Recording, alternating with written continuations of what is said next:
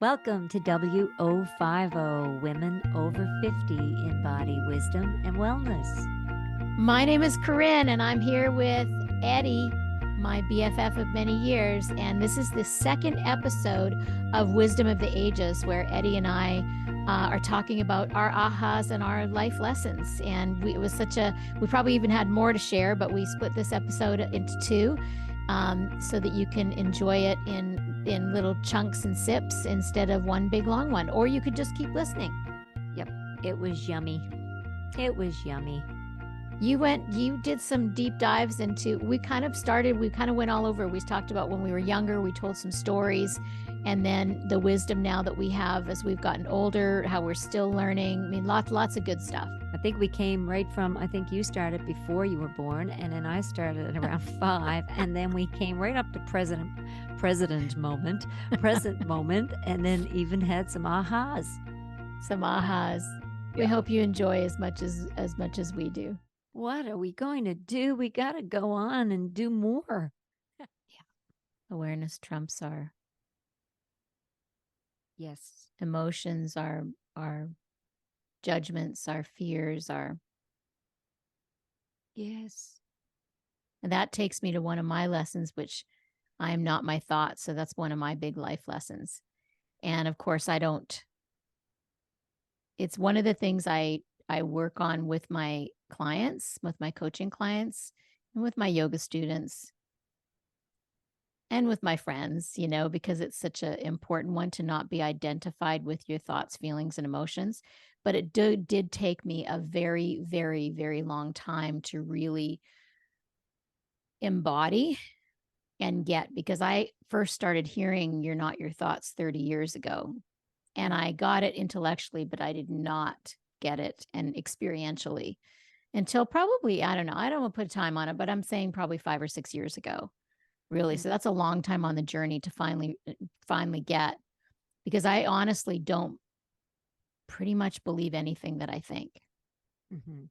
Like I don't believe, because I know that it's just a thought, and it's like it comes and goes, and depending on what mood I'm in is what the quality of the thought that comes in. And this is not the podcast to explain my whole process in it, but that's been a huge relief and a huge aha for me, is to not believe what I think.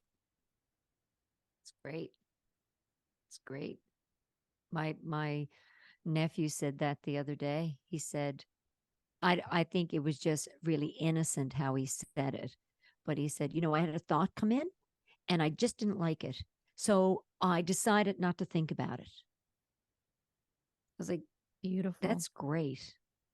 What did you do? He said, I just did something else. Did something else.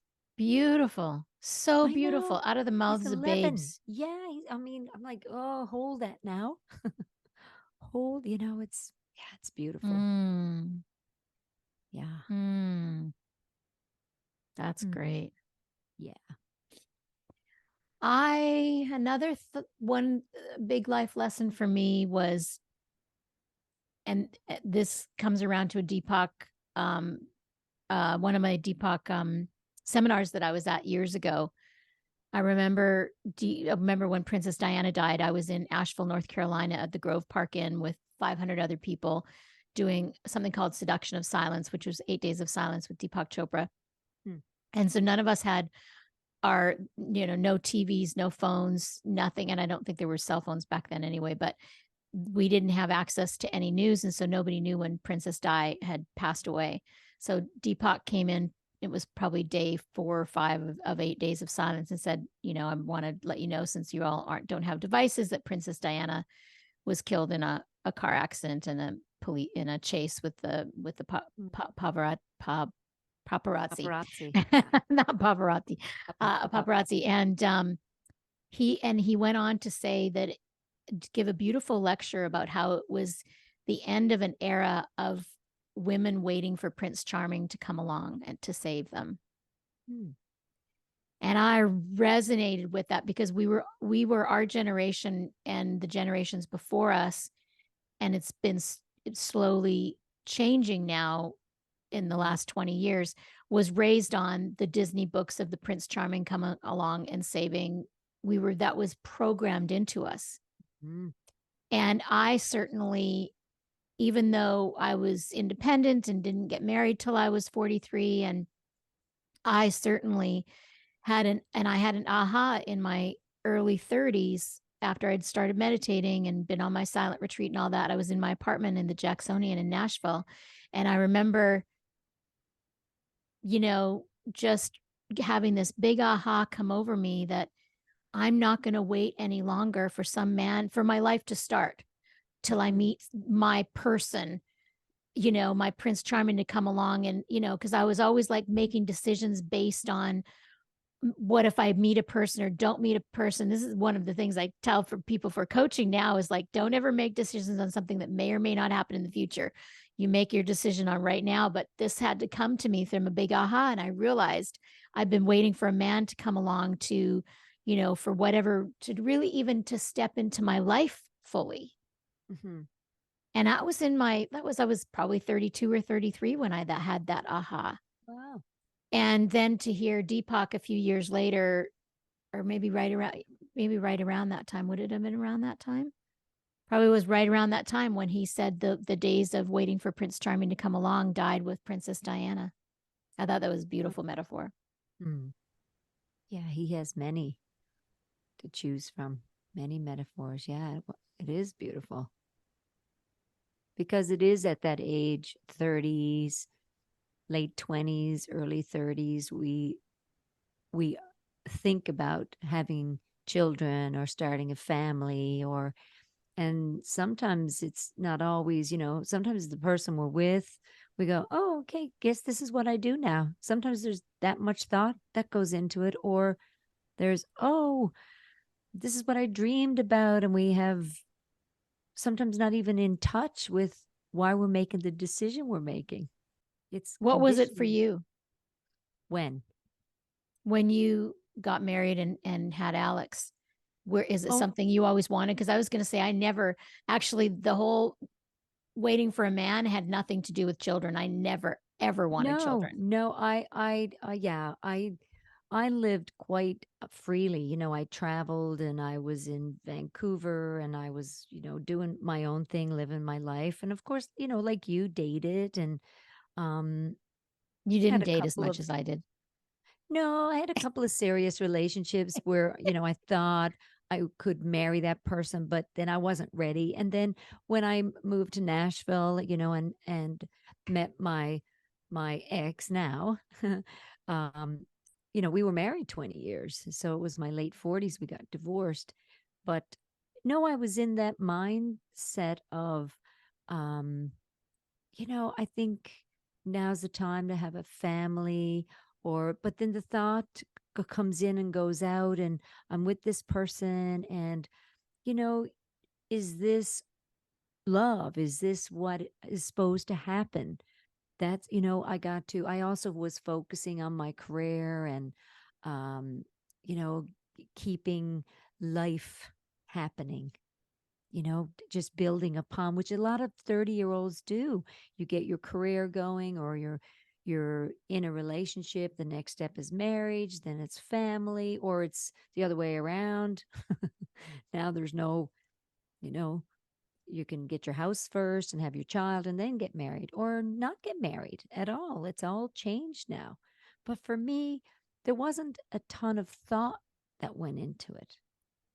Now I have to start a family, or It just sort of happened. it just happened. Yeah, it happened. And that I just call life. Mm-hmm. Life happens. Mm-hmm. Yeah. And then you just you roll with it and you make the best of your life. And yeah. It's different between us, I think, and you tell me.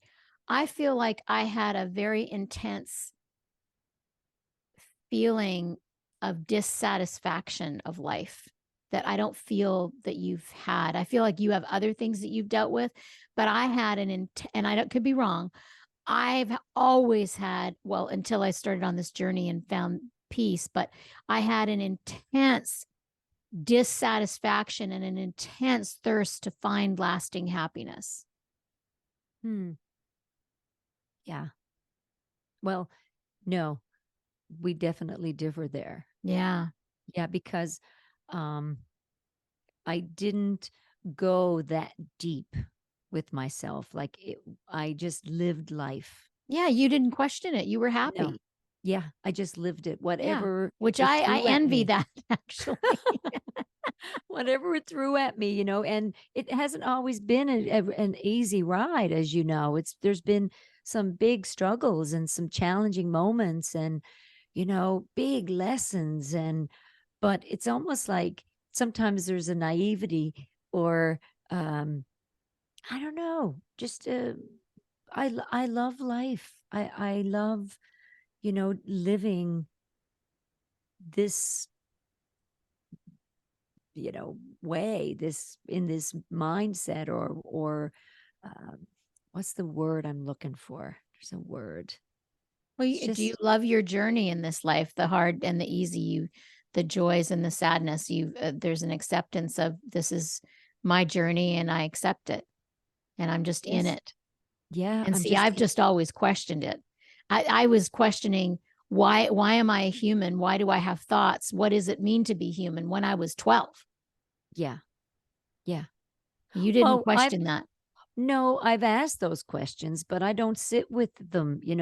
I just go, this is the experience. This is, me. This is, or not me, or Yeah. whatever. I would never, um, even in the struggles, I was like, okay, this is going to pass, and this I have to, tool up almost. Mm-hmm. It's like Yeah, even you've come up with with school. as life has thrown things at you, you have just figured out how to deal with it in each one because I've seen you deal with intense situations and it's not that you don't get upset or sad or but you figure out okay what tools needed and Mhm. And I yeah, go to, moving and forward. I love education. I love school. I've always loved school. I've loved learning. I love different ways of learning. And I find the more, and trying to not stay in that intellectual space, like you had said earlier, you know it, but are you feeling it? Like, it's like one of my biggest aha moments, now that we're talking about it, is knowing all that I've studied, that I am now okay with not having the answer. I always had to have I had to, oh, I got it. Oh, I better learn that, and I better study that. And oh, I need to know that. And because I get, asked so many questions, and you don't ever want to look stupid or stumped. And you've got all this schooling, and now I'm okay with going, I don't know that. I'm going to research that, instead of feeling that swelling up of nervousness or anxiety or whatever that feeling is, of going, oh God, I might not have the answer to this. And now it's like, I'm okay with not knowing. And Mm-hmm. that's only come in the past few years. Mm-hmm. That's come with getting older. Or just come, yeah. And, it's come with just starting to just lay some stuff down that we don't Doesn't need. serve you anymore. No, because it is, what is it? Back to your thing again. It's just a thought. Well, you realize it's the truth is changing. That was one of my ahas is that there is no such thing as ultimate truth. I mean, Mhm. people always talk about truth this, truth that. And I'm like, I mean, you can just look back over thousands of years to see we all thought that the truth was the earth was flat. Then we all thought that cigarettes didn't kill you, Yeah. you know, and there's so many things we all thought that Vietnam War was justified or whatever it was, or that there was weapons of mass destruction in Kuwait. Mhm. It's like there is no such thing. The truth and everybody's truth is different. Yep. And where the world is not nearly as black and white as we would like it to be, you know?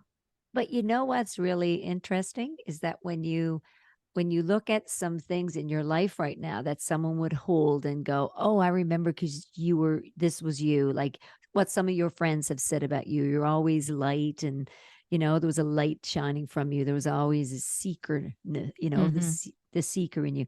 My peeps will say, you were always healthy. You always ate well. You were always exercising. Like your healthy habits, like you've had them like forever.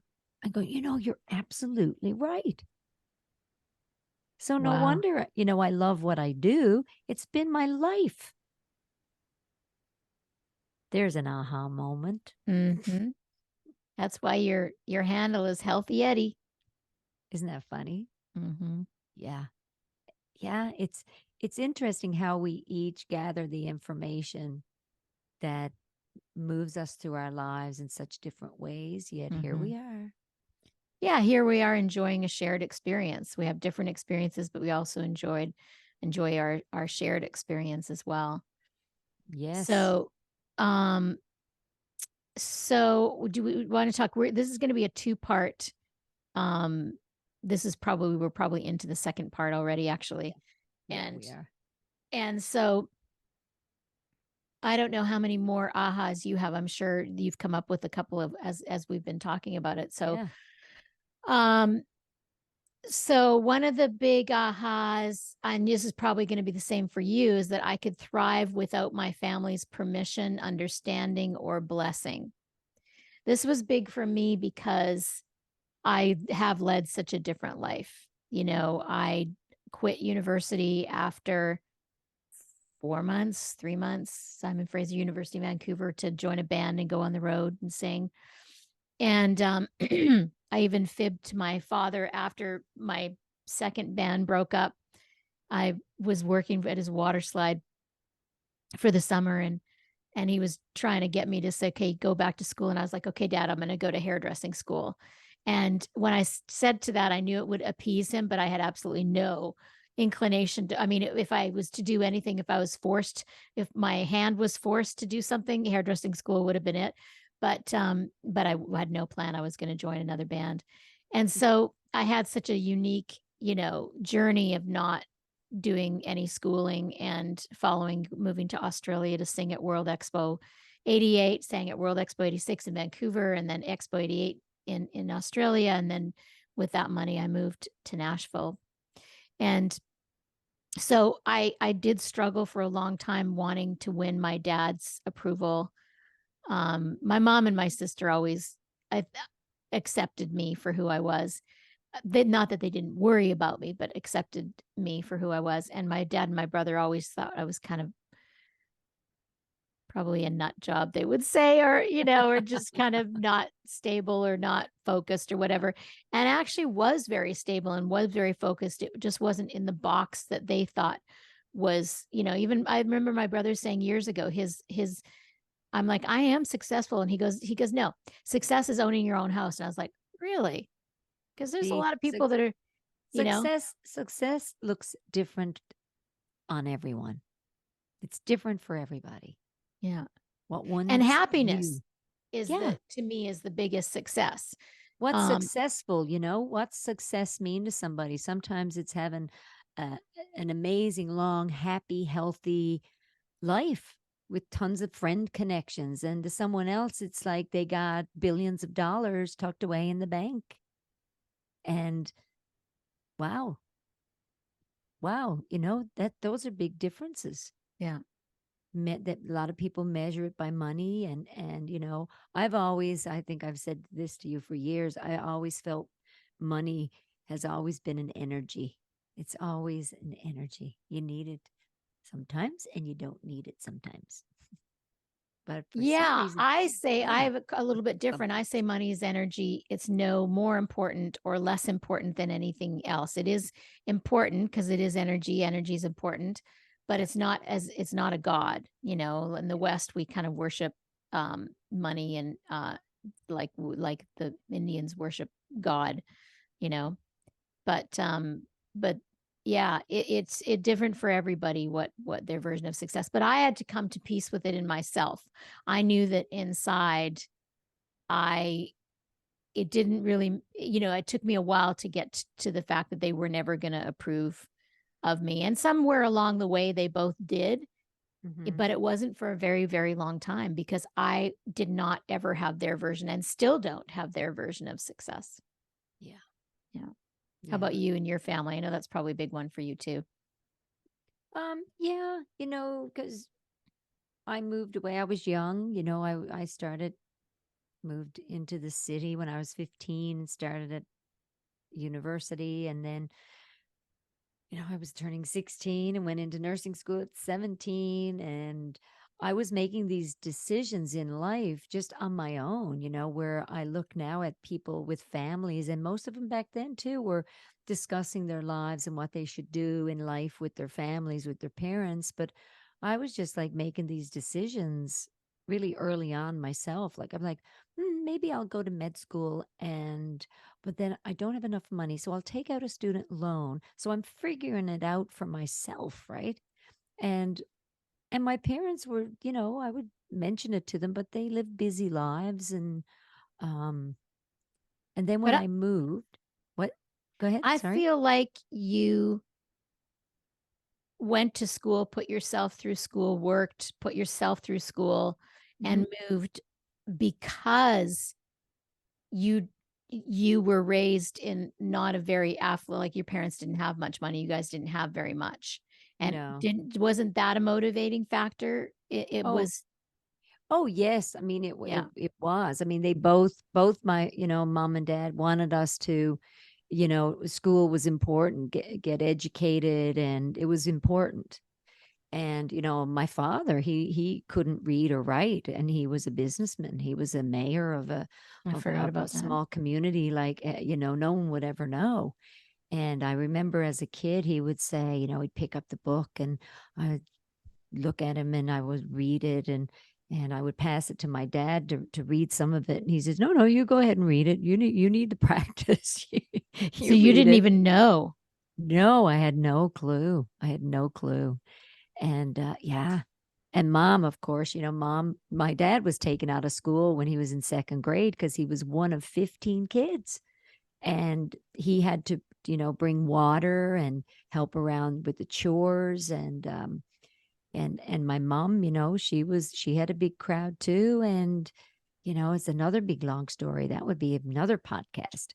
But they believed education was really important because you would go places. And that's all I did when I was young. I would read everything I could get my hands on. I would read. I would be the character in the book. I would see these places in my mind, Italy or Spain or Norway or wherever these places were. Even the US seemed, oh wow, I'm going to go there one day. So I would have these kind of visions of what I wanted. But growing up, yeah, I felt if I got an education, I would be able to travel. I would be able to do things and I could build upon it. So becoming a nurse was, wow, everybody needs nurses. Still to this day, nurses are needed. And um, it was a good choice. And back then, it was also, I could have done some music because I was dabbling in music. But I kept going, I think Wow. I'll do nursing. Yeah. And Yeah. that never crossed my mind. I always thought education was like, that's why I quit after 3 months. I was like, this is the most useless thing I've ever seen in my life. Like, And it's funny. why would I want this? Has nothing to do with anything that I want to do in my life. Oh, I loved attending things and studying, and I still do. I still have a passion for learning. It's like the more I know, the more I don't know. That's my line, Eddie. That's one of my things. The more I know, the more I don't know. I love learning too, but That's not I your like line. That learning belongs to different everybody. things. What's that? That belongs to everybody. The more The I more don't I know. know, the more I don't know. Right. Yeah, yeah. No, I knew you'd resonate with that one too. It was on my Yes. list and I was like, you're going to resonate with that too. Yeah. So, yeah, no, I love learning, but I love learning different things. I don't like school learning. I don't like book learning. I Mm, like listening to podcasts and like insights into life and insights into psyche and insights into mm, decision making and all that stuff. And you like, all the medical stuff and it's very different learning. Well, and you also, this is great. We're discussing this because you also, being the amazing meditator that you are, there is another ability right there that you get. Like there's so much I feel comes in that silence of meditation that, you know, we don't know where it's coming from sometimes. Yeah, that's a great point. I mean, my very first Deepak seminar, or actually it was just a lecture that I went to. I first saw him, I think, in Nashville. You were probably there too. He played, I think, that the Civic Center downtown the first time in like 93 or something like that. And he came out and he said, I'm not here to teach you anything. I'm here to help you remember what you already know. Love that. Yeah. Because knowledge is based in consciousness, knowledge is based inside. And there we do have so much innate natural wisdom, and I guess, yeah, that's been my interest, is tapping into that. And yet I also I just love the wisdom that you have too. Of course, you're my go-to for all things. But it's really nice. I remember, back 20 years ago, I felt I needed a lot of mechanical tools, testing tools, lots of things like around the office equipment. And now there's so much in there that so much comes in. There's so much available right away just from just memory retrieval or just downloading, almost, that what just being comes in. present. Yeah. And just being present. Just allowing it to drop in because it's there. It's all there. Yeah. It's still in that tissue sometimes. And then it's out into the ethers and it's around. And, it's beautiful how it comes in. I mean, there's times in my office, people go, why did you just say that? How did you know that? I was like, I don't know how I knew that. Why would I say that? Or it could be a reference to something. It just happens to fall in beautifully. So, and then there's always beautiful tools around too, lab work that gives us a lot of insight, and x-rays and things like that. But sometimes we have some innate abilities that we just, have to let them be, let them come. Arise. Yes. Let them arise. It's a new Eddyism. A flithering. Yeah. Did you have any worthiness issues? Of course. Yes. Have you had any ahas around your worthiness? Every day. Still working on that one. Yes. You talk about yours. Have you? So the big one for me was, I recently told this story the other day. It's in my book, Manifestation Handbook, that I keep saying I'm going to do the audio to, and I haven't gotten around to it. But so I remember when I was in my 30s, a lot of things happened in my 30s. I think they call it the Saturn return is when you're 27. Anyways, not that I'm into astrology much, but so I remember my mom calling me. I'd been in Nashville for about 5 years, and she's like, so why do you think, because she's into manifesting too, and your desires and stuff, she goes, why do you think you haven't gotten a record deal yet? And I thought about that, and I was like, I was meditating at the time, and just kind of in my mind for a couple of weeks as I was getting ready to record my first CD. Well, it was a cassette back then.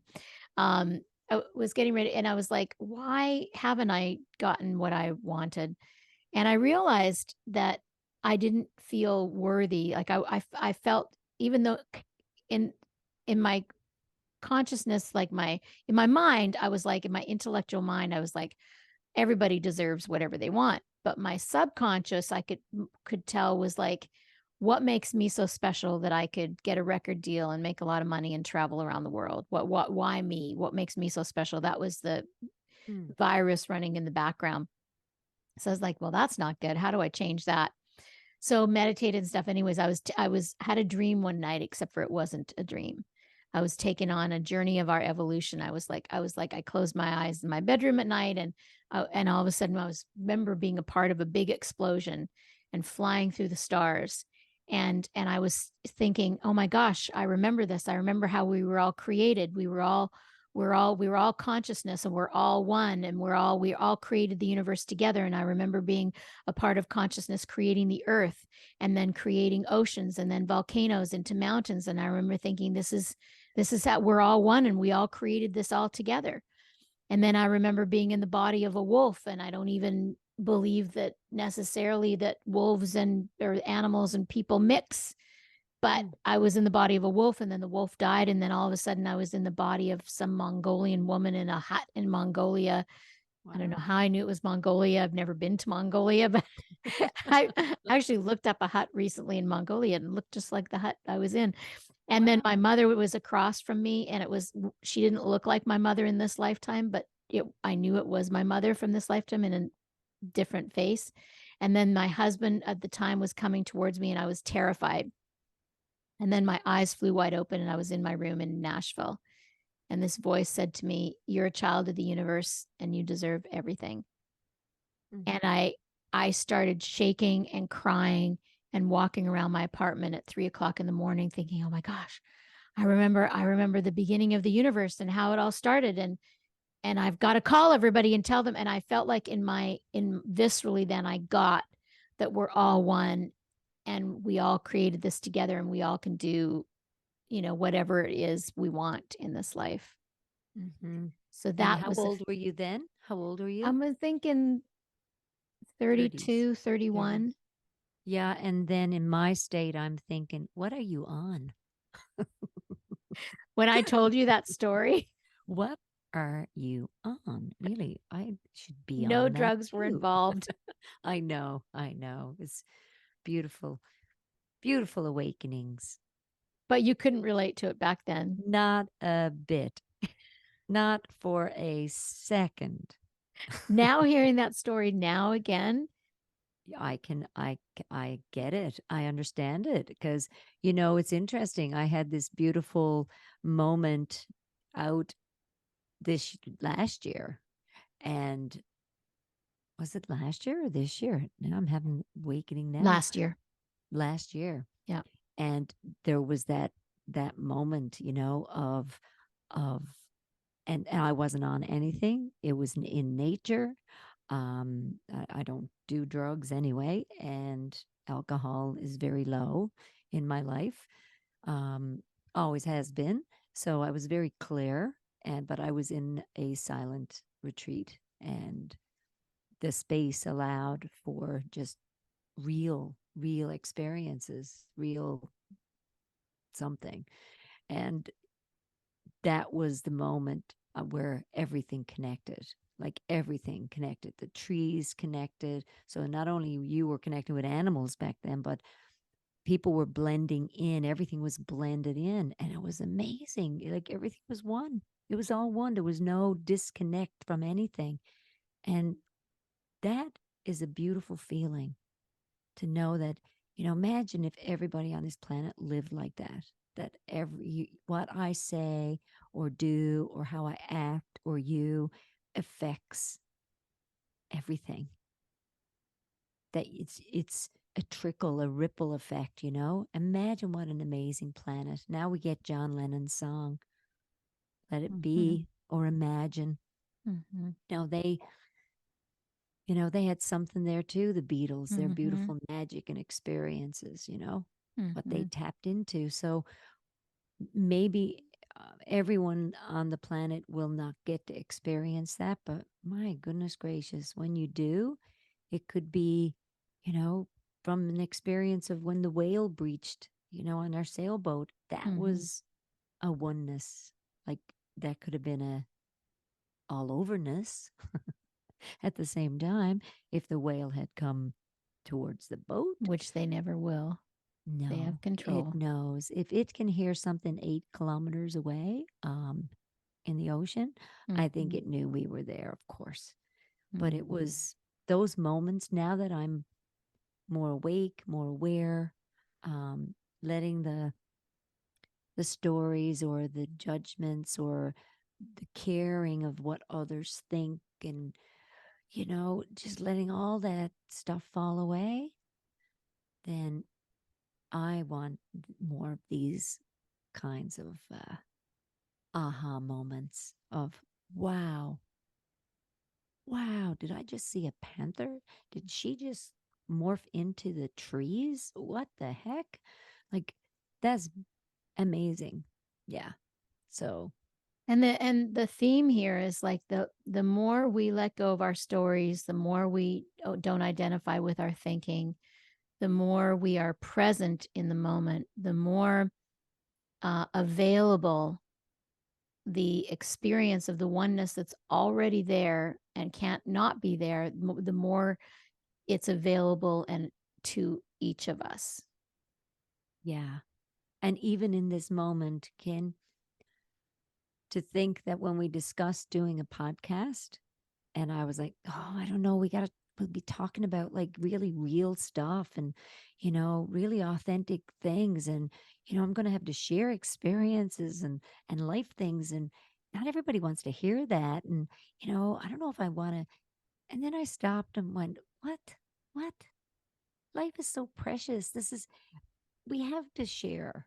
We have to, you know, open our hearts and share our stories. So what if they don't like it? So what if someone thinks that's bogus, that's foolishness? That's, you know what? We get to spend this week chatting about stuff. We get to have our friends and hopefully extensions of friends listen in and maybe just like a little bit or a lot of it, or doesn't matter if they do or don't. We're Yeah, enjoying it's it. it's once we put it, it's like any art. Once you put it out there, it becomes the world's, we put it out, and then it doesn't belong to us anymore. And No. even if it helps one person, that's what I always say, as a singer, my ego wanted this singer and to be known and to Mm. travel the world. And when I was young and have acknowledgement, I wanted to touch a lot of people. And how the barometer was that now I'm at a place where if it's just one person, or really even nobody, like, Yeah. I don't need to nobody needs me. I don't need to be a teacher, and nobody needs me Yeah. to be a teacher. Like, everybody's life is their lesson. My life has been my lesson. Your life has been your lesson. My life has been my awakening, and everybody's is. But of course, we can inspire each other along the way. I've certainly been inspired by many people and many books and many movies and music and all this. And so we're here to help inspire and connect with each other. And and and so there's no attachment to if that happens or not anymore. I'm just No. being me, sharing me, and I'm sharing my BFF. And that's all we do. And that's where it ends, as far as we go. It's like the rest is given to the universe.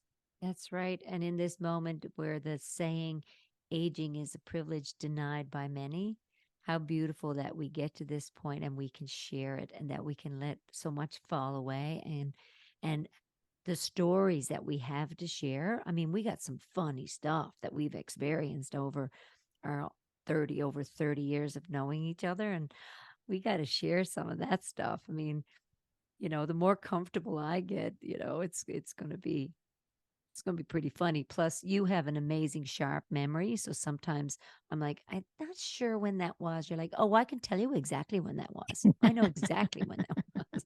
It's like, yes, I was afraid of. Okay. Yeah, I'm excited that we've got to spend a month together, or I really know. 5. I think it's 5 weeks we get to spend together. We love it when that happens. We're We're so, I so was lucky. I was looking back, because I have to look for photos of us to do for our podcast and stuff. And we've got to do more when we're together for 5 weeks. But I was looking at old photos, and even though you were married for 20 years, and you've been living in Newfoundland, which is so far away from where I live in Nashville, we have spent a lot of time together in the past 35 years. We're so blessed. We have. Yeah, we really have. And we've worked through a lot of stuff, like even in the ego presentations of ourselves, right? We've worked through so much. I know I have. I know you've really been amazing and patient with when people go through divorces, you went through yours later in life, but when you're going through them, and because you had a lot more tools to use going through yours, you didn't have to talk about it as much. So you were very patient, and I thank you for hearing me and listening. And We all and have to be patient. I'm happy to, Eddie. It never even, it's just what you do when you're such good friends with somebody like that. But it's so It's fun like, now when I have to send something to you, and I got this thing typed up, and it's like, okay, I got it. And next, I look at it and go, delete, and I'm going, everything's good, or having a day, But the story's gone, and it was so funny. And when I would tell that to you, you would go, oh, okay, good, Ed. it is good. But It if is I good. needed to vent it, you were there too. Oh So yeah, it's we've all watched good. major growth for sure. Hmm. And you've helped me through so many, and continue to help me through to all my different health challenges and different. Not that I have had a lot of health challenges compared to many people, but my certain health challenges that I've had, you've helped me through so much, and It's continue to been do so. it's been I love our friendship. I love that we do this. I love that we talk about, and sometimes, you make me dig deep. So, thank you for that. It's like you give me a little nudge, and then, what's great about our friendship is, she's getting a bit uncomfortable now. I can tell. That's what friends are for. Thanks. This is Yeah. a great deep dive. Thank you, Mm, Eddie. Thank you for sharing so, intimately and honestly, because that does not come easy for you. I want everybody to no, know that that's not natural Eddie's go to. And so no. I love hearing it, and I love that you're sharing it, and it's going to be so good Yeah, for people. digging deep, and sharing. And I always don't mind, but when when we get into the deeper stuff, and it's helpful. It's Yeah. helpful to share it. Yeah, Yeah. Yeah. We're all walking each other home. absolutely. Until Mm, we meet again, be well, be happy. be kind. Be true to you.